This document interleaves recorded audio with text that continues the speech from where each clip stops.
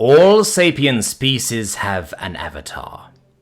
Not a god or a creator, but something else. A being born not of divine power, but of collective soul. A manifestation shaped by shared experience, identity, and understanding. An avatar is a guardian of sorts, formed by the unconscious mind of an entire species, standing with them in moments of strife, suffering, and triumph.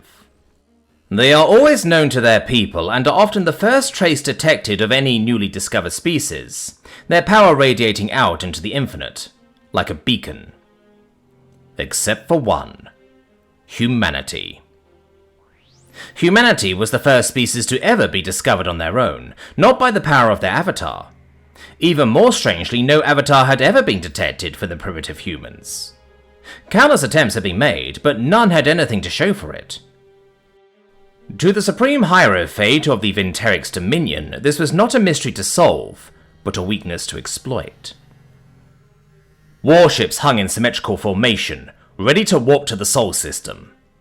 Within the flagship, Supreme Commander Tovak stared at a hologram of Earth. He didn't see a blue marble suspended in the void. No. He only saw a people no better than mere beasts, lacking the sapience to form even the faintest whisper of an avatar.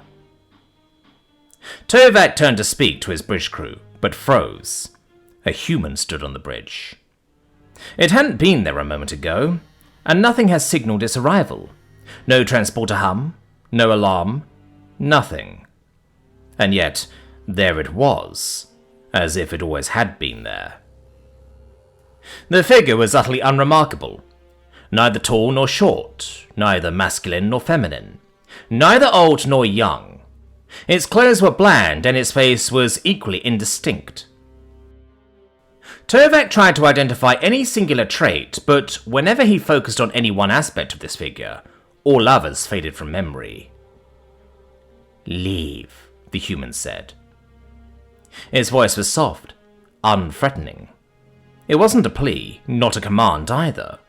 Just a word hanging in the still air of the bridge.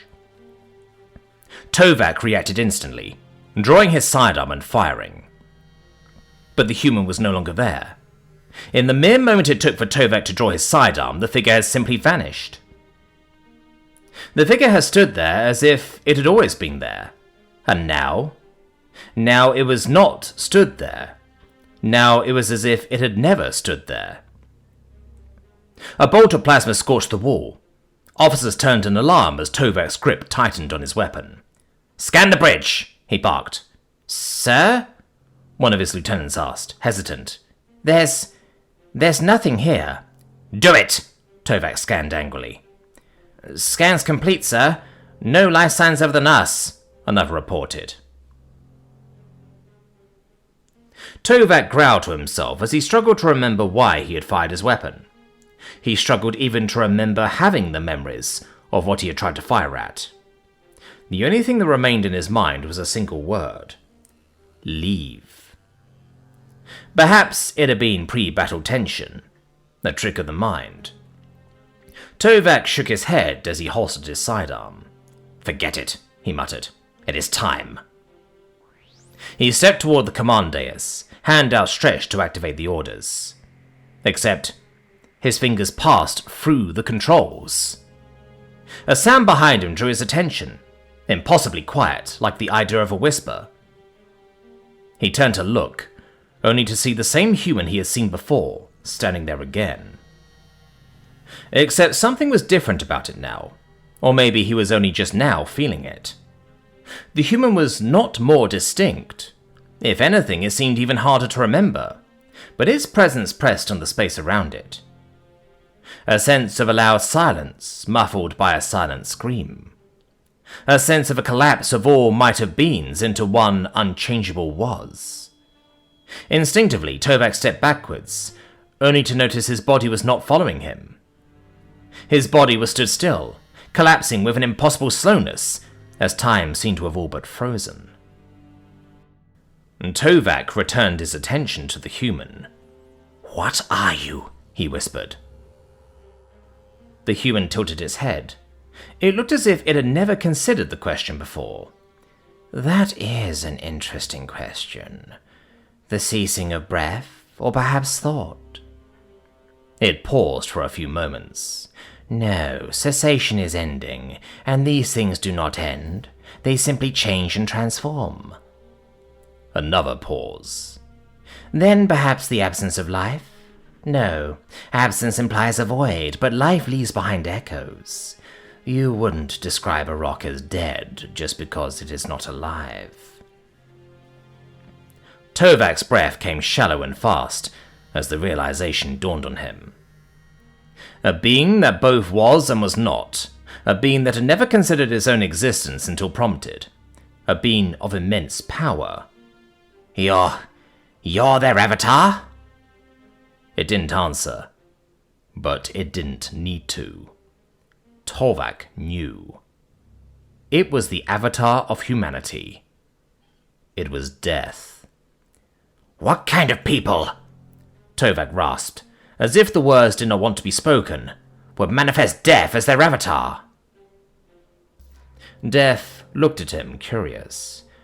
I've never asked myself that. It stepped closer, not with menace, but with quiet interest. They fear me. They accept me. They avoid speaking of me and yet build entire rites around me. They chase immortality while writing stories that end. They pretend I am far away, then look for me in every shadow. It walked through Tovak, towards the main window, and gazed out toward the stars. No, not towards the stars, not even to any one star. Death gazed upon something that, at this distance, only it could see. Earth. They seek to delay their end, yet honor it all the same. They mourn and celebrate, grieve and rejoice. They understand, in ways subtle and profound, that to live is also to end. And still, they live. Death closed his eyes and lowered his voice, speaking softer than silence, in countless voices all at once. By the sweat of your face you shall eat bread until you return to the ground, for out of it you were taken. You are dust, and to dust you shall return. Remember, Caesar, thou art mortal. Life is short, and shortly it will end. We bones, lying here bare, await yours. The voices unified once more as Death opened his eyes. Memento mori. Tovak was trembling. But we looked for you. How are you hidden from us? You did see me. Even now I walk among my people, spectating the lies to which they cling so fiercely. Death responded before turning to face Tovak once more. But you did not notice, for no one notices an ordinary face in a crowd. I noticed other beings like myself. Avatars, I believe you call us, but I am not like the others. I do not announce my presence. I need not shine my essence into the infinite void, like a lighthouse to guide my people. They guide themselves, and when they can no longer go on, I take them into my care. Death was now looking past Tovak, who turned to see a bright light behind him. Tovak's soul sang with the truth as the light enveloped every part of it. The Ascendant, avatar of the Vinterix, was coming.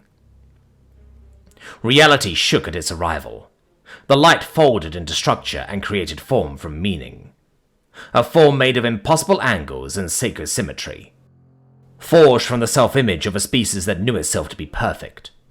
To look at it was to feel one's insignificance written into the fabric of the universe. And Tovak's soul was gone the instant it arrived, drawn into the Ascendant's radiance not by choice, but by truth. He was Vinterix, and Vinterix returned to itself.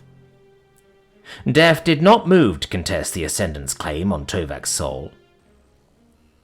The Ascendant turned to face it, shining with divine certainty, its radiance flooding the space around them. But Death was unaffected and undeterred. Death simply stood as the radiance was swallowed by a god-shaped hole in the fabric of existence. Death simply stood as the radiance was swallowed by a god-shaped hole in the fabric of existence. You have overstepped, the Ascendant spoke, his voice ringing like a judgment etched into reality itself. You reached beyond your kind. One of mine has fallen by your hand. Death barely moved. His voice, when it came, was quiet like before, but something in it had sharpened. Not rage, but anger over a boundary crossed. He sought to reap what was mine, Death replied. He moved to claim the lives of those under my care. I do not take what belongs to you. Do not reach for what belongs to me. I will grant you the same warning I did him. The stillness around Death flared. A stillness like a shadow cast without light. Death's form has shifted ever so slightly, its eyes no longer as forgettable as the rest, replaced by a darkness that made even singularities seem bright by comparison. Leave. Tovak's corpse hit the floor with a soft thud, drawing the attention of every officer on the bridge. Some rushed over to try and help, before suddenly freezing in place.